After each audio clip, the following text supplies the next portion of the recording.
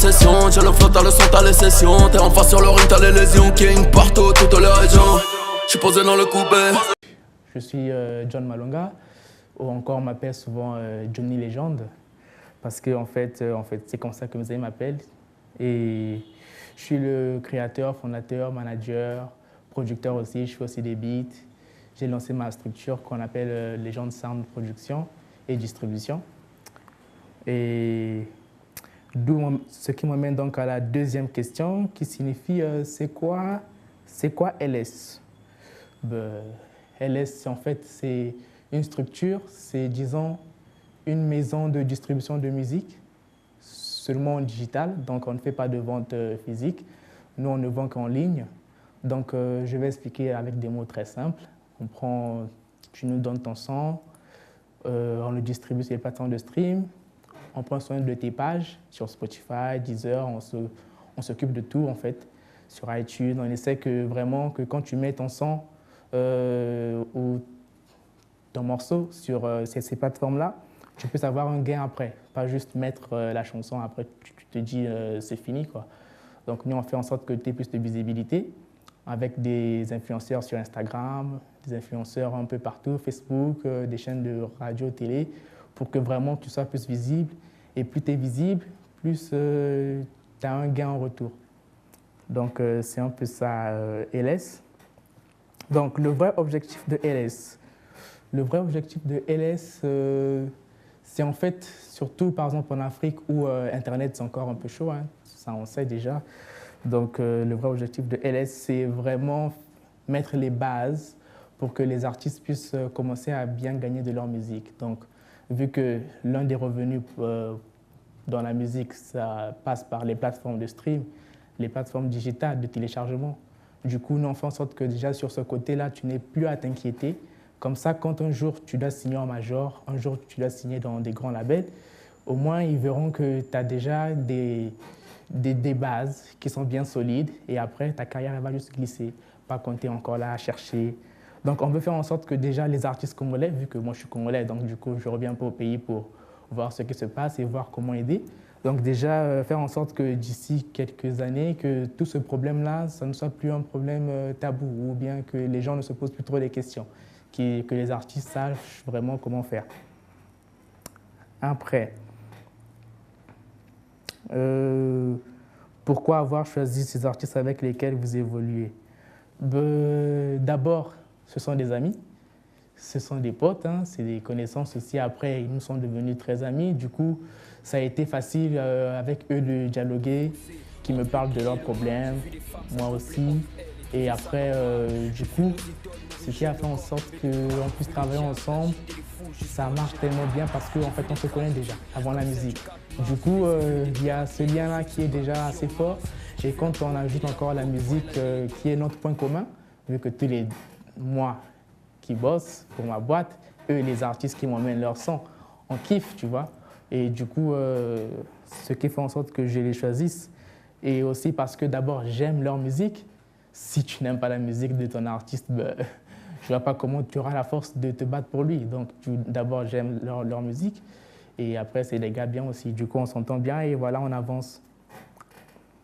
Après, quels sont les moyens de vente pour toi pour gagner de l'argent dans la musique? Bon, ici, je pourrais dire qu'il y a 5 moyens de vente. 5 moyens de vente, il y a d'abord les ventes digitales, donc ça, là où est vraiment spécialisé les gens de Sound Distribution. Donc il y a iTunes et Amazon pour acheter. Il y a Spotify, Deezer, Napster et le reste pour les streams. Après, il y a aussi YouTube et les ventes aussi des produits dérivés. Genre, tu es un artiste, tu veux aussi lancer une marque de vêtements, donc ça aussi, ça rapporte. Du coup, quand tu lances un clip sur YouTube, après, tu mets en lien en bas que voilà, pour avoir le t-shirt qui est dans mon clip, tu achètes ceci et tout. Donc, tu auras donc l'argent des streams, l'argent de ta vidéo sur YouTube et l'argent encore de la vente du produit dérivé. Maintenant, après ça, il n'y a pas que ça, hein. Après ça vient le booking, donc les shows, les spectacles que tu fais dans les bars, partout dans les restaurants, dans les chichas et autres. Et après, tu as aussi des aides et des subventions, mais je ne pense pas qu'au Congo, ici, il y en a. Par exemple, en France, il y a des sociétés qui t'aident pour les artistes qui débutent. Ils te donnent de l'argent pour ton clip, pour l'album, pour tout, en fait, tout ce que tu fais. Et ici, ici, je ne pense pas encore que ce soit possible. Mais moi, ce que je te dis souvent à mes amis, c'est que, bon, vu qu'il n'y a pas ce genre d'aide, on peut aussi faire comme ceux qui font la rumba. Donc, dans ton son urbain, tu essaies de placer une dédicace à un boss du quartier, tu vois, à quelqu'un qui a de l'argent dans ton quartier, il va te soutenir aussi. Donc, ça permet aussi d'avoir de l'argent. Après aussi, il y a les contrats de licence, les licences d'édition, de distribution. Donc, par exemple, tu peux être ici, mais tu connais un petit label qui est au Cameroun ou en Côte d'Ivoire. Ton son, il marche bien chez toi. Tu veux aussi qu'il marche là-bas. Vous signez un contrat et eux aussi, ils vendent et ils t'envoient un pourcentage. Donc, tout ça, là aussi, ça permet aussi d'avoir ça. Mais ça, c'est pour les artistes vraiment qui sont dans des labels bien structurés. Hein. Pour les indépendants, ils peuvent aussi nous contacter. On pourra aussi les aider pour ça. Donc, c'est un peu ça, les méthodes pour se faire de l'argent dans la musique. Et au Congo, ce que je conseillerais le plus aussi, c'est que l'histoire de droits d'auteur, on ne paye pas, c'est vrai. Du coup, il vaut mieux pas aussi se focaliser sur ça. C'est mieux en tout cas de se lancer plus dans l'image de l'artiste. Donc, faire en sorte que l'artiste soit tellement vu dans la ville que les marques ou des grandes sociétés comme RTL, MTN puissent utiliser cet artiste-là pour faire de la pub. Ça aussi, ça rapporte aussi plus d'argent. Donc, c'est un peu ça. Et comment je trouve le niveau de la musique congolaise? Le niveau de la musique congolaise, il est pas mal. Vu que moi, je suis optimiste, hein, donc du coup, ce que j'aime bien, c'est qu'au moins, là, on commence à comprendre certaines choses. Il y a Trace qui était venu à Pointe-Noire et à Brazzaville ici là, pour faire une conférence de presse pour expliquer un peu comment envoyer des clips et tout. Du coup, les gens commencent à s'informer et les gens commencent à essayer de voir comment, en fait, de restructurer leur travail pour que ça puisse marcher. Donc, c'est déjà une bonne chose. Ça signifie que d'ici quelques années, les mentalités vont changer, les gens seront plus sérieux et du coup, le niveau de la musique congolaise pourra un peu avancer. Et quelles sont les stratégies de vente ici au Congo? Bon, là déjà, je pense que les cartes Visa et autres, c'est un peu mort vu que la majorité des jeunes n'ont pas de carte bancaire. Du coup, pour essayer de vivre de leur musique qui est en ligne, il y a des projets qui sont là. Comme je disais à un de nos partenaires, que c'est bien, on crée des plateformes qui vont permettre à des jeunes artistes de mettre leur musique en ligne, mais aussi de gagner. Les gens se disent que ça sera juste en ligne, mais ils ne vont pas écouter, ils ne vont pas gagner. Pourquoi? Parce que dans ces plateformes-là, on fait des paiements par carte Visa ou Mastercard et autres. Mais il y a des projets qui se font, ça arrive bien. En lien avec MTN et RTL, par exemple, dans les comptes Mobile Money, que maintenant beaucoup de jeunes ont. Du coup, on va essayer de permettre la transaction en ligne. Du genre, tu vas acheter une chanson, un album et tu veux soutenir un artiste, tu le fais en ligne avec ton compte Mobile Money qui est maintenant un peu plus accessible. Et à part ça, il y a encore d'autres plateformes qui vont venir. Donc, le mieux serait de déjà avoir tes chansons en ligne. Comme ça, quand tout cela arrive, tu es zen, tu es vraiment à l'aise et vraiment ça coûte, quoi. Et voilà, pour finir, quelle est ma playlist top 5 des musiques que j'écoute?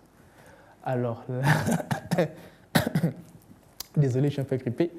Donc là, je sais pas, en ce moment j'écoute quoi? J'écoute Burna Boy, Andelo, j'écoute Diamond Platinum,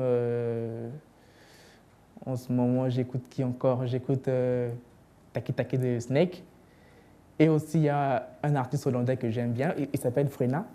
Du coup j'écoute son album un peu en repeat ces jours-ci. Il y a un morceau là qui s'appelle Pray, qui signifie prier en anglais. C'est vraiment un hit, c'est un banger.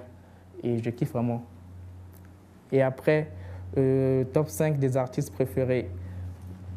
Bon, là, peut-être, ça sera un peu facile, vu que c'est les artistes que je suis depuis longtemps. Donc, j'aurais qui? J'aurais Drake, j'aurais Wizkid, j'aurais...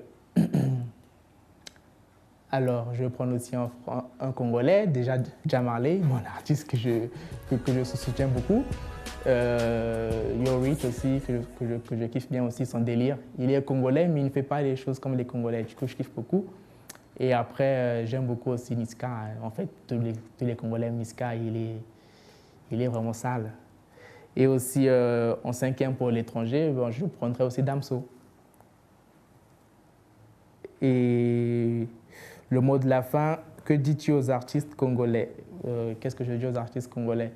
Je leur dis juste de travailler, de bosser dur, d'investir sur eux-mêmes, investir sur leur musique. Si tu penses que tu n'as pas assez d'argent, il ne faut pas attendre les producteurs et autres et tout qui vont te donner des cachets.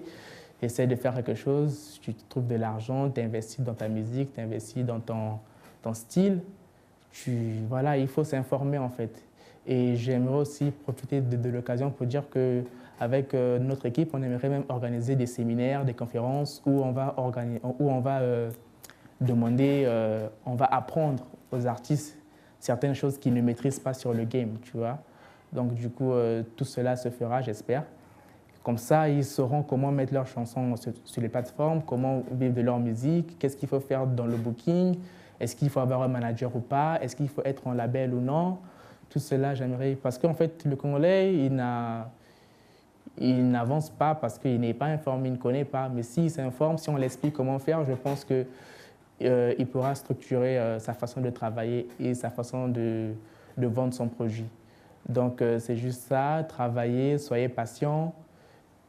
Les choses arrivent, il y a beaucoup de plateformes étrangères qui commencent à s'intéresser à l'Afrique, donc vous continuez à travailler. Comme ça, quand elles viennent, vous êtes prêts et vous faites du sale, quoi. Donc, c'est ça. Merci.